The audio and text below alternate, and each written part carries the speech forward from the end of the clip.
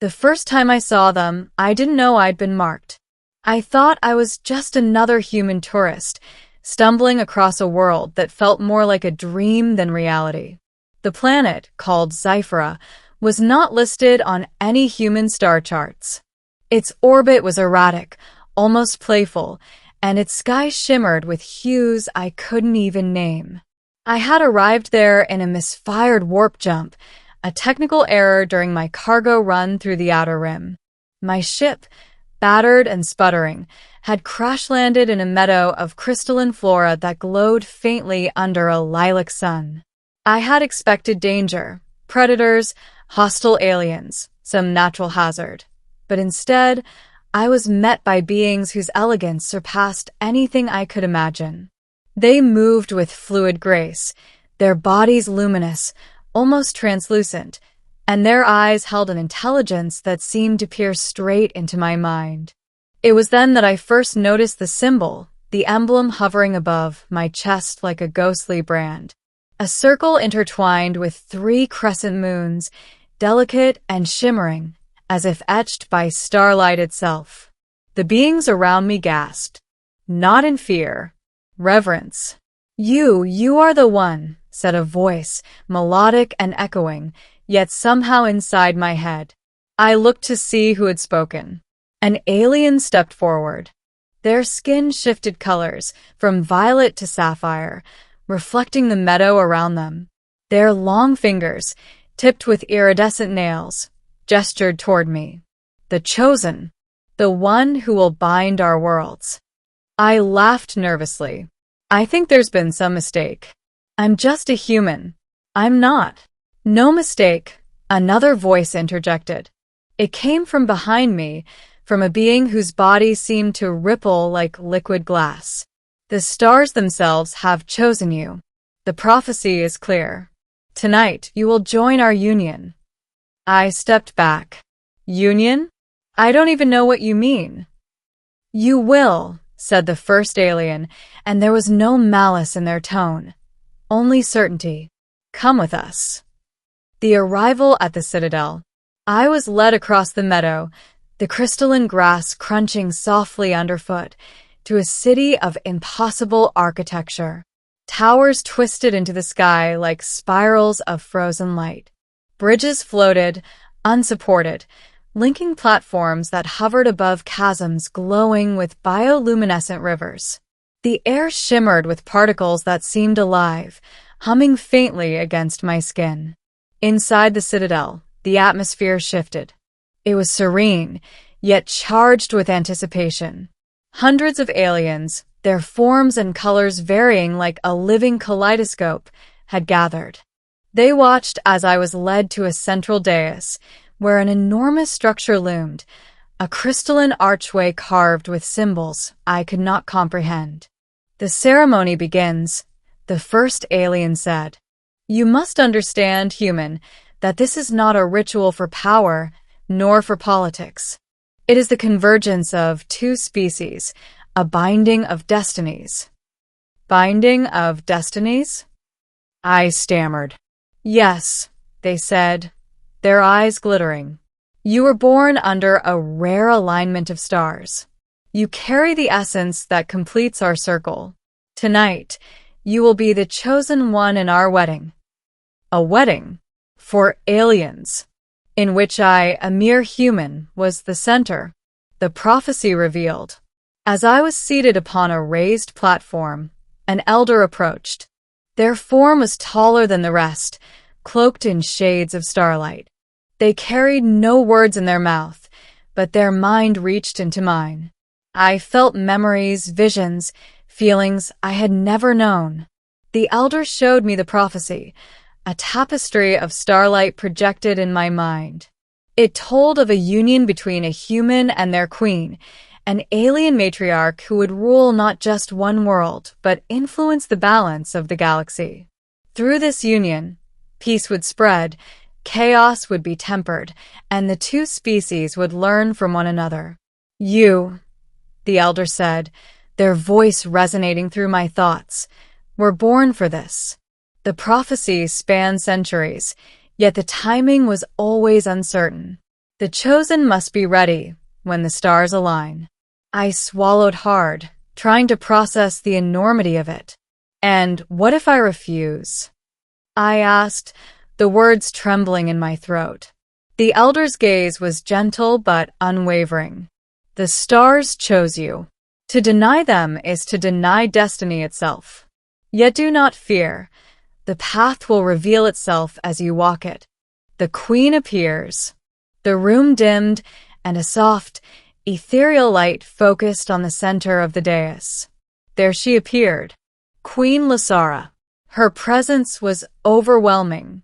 She seemed both human and impossibly alien, her form shimmering in colors that shifted with every heartbeat.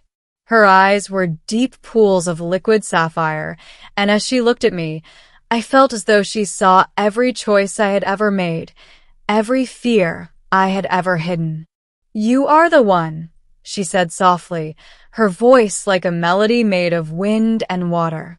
"I have awaited you across lifetimes, across the stars."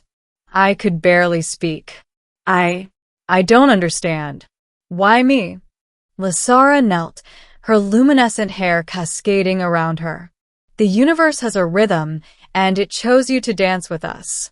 Tonight, our species' destinies intertwine, and you are at the center of that convergence. The ceremony begins. The aliens began a ritual unlike anything I had ever witnessed. They formed concentric circles around us, chanting in a language that resonated deep within my chest. The air hummed. Crystalline structures lifted, suspended above the dais, creating a canopy of shimmering light. Lyssara extended her hand to me. "Take my hand, human. Trust the alignment." I hesitated, then reached out. The moment our fingers touched, a jolt of energy surged through me. I saw flashes of her memories, her world, and our combined destiny. The experience was overwhelming, almost too much to bear, yet it was strangely beautiful. The ritual continued. Symbols of light spiraled around us, weaving a binding of energy and intention. Each motion, each gesture, seemed to rewrite reality itself. I felt myself becoming part of something larger, a force that spanned worlds. Challenges of the Union. But the Union was not without its trials. The aliens tested me, probing my mind, my courage, and my loyalty. I faced visions of fear, darkness, loss, failure. I was asked to confront the parts of myself I had hidden even from my own reflection. And through each test, Lyssara's presence was my anchor, her calm confidence lending me strength. One test involved crossing a bridge suspended over a void of infinite stars. With each step, the stars below whispered doubts, fears, and temptations. My body wavered, and I almost fell. But Lyssara reached for me. "The stars chose you," she said, "but you must choose yourself." With a deep breath, I stepped forward, trusting in both the prophecy and my own courage. The void solidified beneath me, the path becoming real, and the ritual continued. The climax. Finally, we reached the central chamber, where the essence of the union would be sealed. The energy of both our species converged here, forming a sphere of light that pulsed like a heartbeat. Lyssara placed her forehead against mine. "Do you accept this bond?" she asked, her mind and soul intertwined with mine. I do," I whispered, and the sphere of light expanded, engulfing us. I felt the energy of her people, my own species, and the universe itself flowing through me. I was no longer just human, and she was no longer just alien. We were a single force, a convergence that bridged worlds. The chamber resonated with a sound that was both music and thought, and the aliens around us wept tears of light. The union was complete. Aftermath. When I opened my eyes, the ceremony had ended. Lyssara stood beside me, radiant and serene. The aliens bowed, acknowledging the new reality we had created together. "You have done well," the elder said, their form shimmering with approval. "The prophecy is fulfilled. Now, you and Lyssara will guide our worlds together." I looked at Lyssara. "Guide? How? We're different." She smiled, her eyes reflecting galaxies. "Different, yes. But that is our strength. You have seen our world, I have seen yours. Together, we can teach, protect, and expand understanding. The union is more than ceremonial, it is transformative." I took her hand again, feeling the energy hum beneath our touch. "Then let's begin." Epilogue: A New Era. Over the following weeks, I learned the ways of Xyphera. I met their scholars, their artisans, their warriors. I learned their language, their science, their philosophy. And in return, I shared stories of Earth, of humanity's triumphs and failures, of love and perseverance. The humans who eventually found me were shocked to see an alien city thriving, guided by a human and their queen. But the aliens accepted them with curiosity, not hostility. And slowly, Xyphera and Earth began to connect, exchanging knowledge, culture, and dreams. As for me, I no longer felt like a human lost in the stars. I was part of something greater, chosen not by accident, but by the alignment of fate, destiny, and the will of the universe itself. And as I watched Lyssara smile, the twin suns of Xyphera setting behind her, I realized something profound. Sometimes, being chosen means stepping into a life you could never have imagined, and finding, in that choice, a home among the stars.